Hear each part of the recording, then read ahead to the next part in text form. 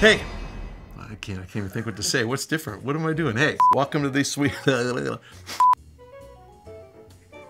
doing an outtake one for you. What up with this? Hey, fellow babies, welcome back to this week's Pach-Attack. Okay, we have a question from Taizuke. Hello, Mr. Pack.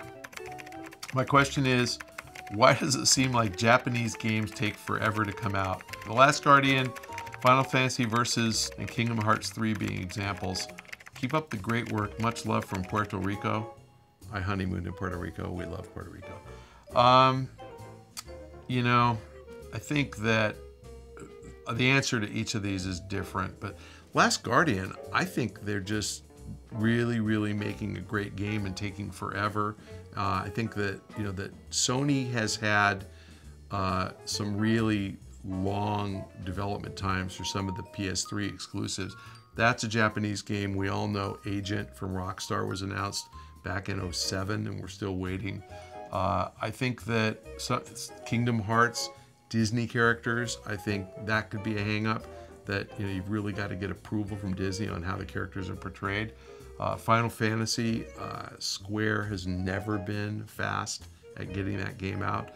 So, you know, I think that what you really are looking at here is perfectionists making games, and these games, some of these games really are perfection. I mean, I get why they take so long.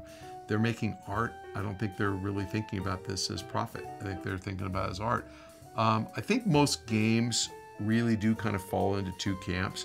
Either somebody's out to make a big profit, and that's the Call of Duty, Madden football, you know, the stuff that comes out every year. Definitely Assassin's Creed, definitely profit is the goal. And then there are guys who are looking at this as art, and that's pretty much everything Rockstar does, and pretty much everything that comes out of Japan. And the trade-off between profitability and quality, you know, it's probably not worth it from a purely financial perspective, but the guys making the games don't care. They want the game to be perfect. I would say that's true of a lot of Nintendo products too. They care more about just the best game they can possibly make. They will spend an extra year or two or three. My favorite example, not out of Japan, was the guys working on Alan Wake. They just wanted to make that game perfect. You know, they were working in Finland, but Matthias Milrin, great guy. And fortunately it was his own money. So he was able to spend as long as he wanted and make a perfect game. And in his mind, it was perfect. So more power to you if you've got the resources and the time to do it. I think gamers win if you get something that's just really great. The companies don't always profit to the max if they hold off on releasing games. I mean, if you were, you know, if you think who makes more money, Activision with Call of Duty coming out every year, or Take-Two with Grand Theft Auto coming out every, looks like 5 years now? The answer is Activision by a lot, by literally tenfold. So, you know, there is something to be said for releasing something every year. Great name. Next question from Twitter, from @CheeseDip. Okay, that could be my favorite Twitter name ever. I'm gonna have to follow this guy. I don't know what he does, but I like his name. Hi, Pac-Man.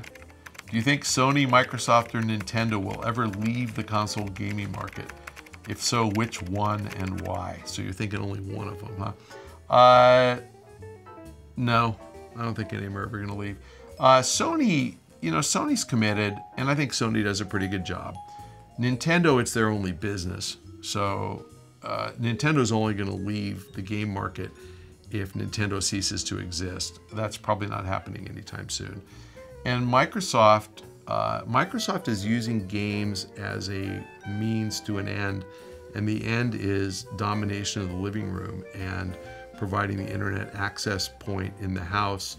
I think Microsoft with the Xbox 720, with Kinect built in, with Smart Glass, is going to turn, you know, your house into an Xbox enabled, you know, center for any internet display on any television in your house, any phone in your house, any tablet in your house. So I think that Microsoft is really all about delivering cable television, and they need to have people buy the box in order for them to succeed at that. You're only going to buy the box because you want to buy the next Call of Duty or Battlefield or Madden or FIFA, and you got to have that box to play it. So I think the box is their Trojan horse to dominate the living room. I don't think they get out of it. So again, no, don't think anybody's ever gonna leave unless they leave feet first. And I don't think any of them are gonna die anytime soon. All right, fellow babies, thanks for joining us on this week's Pach-Attack.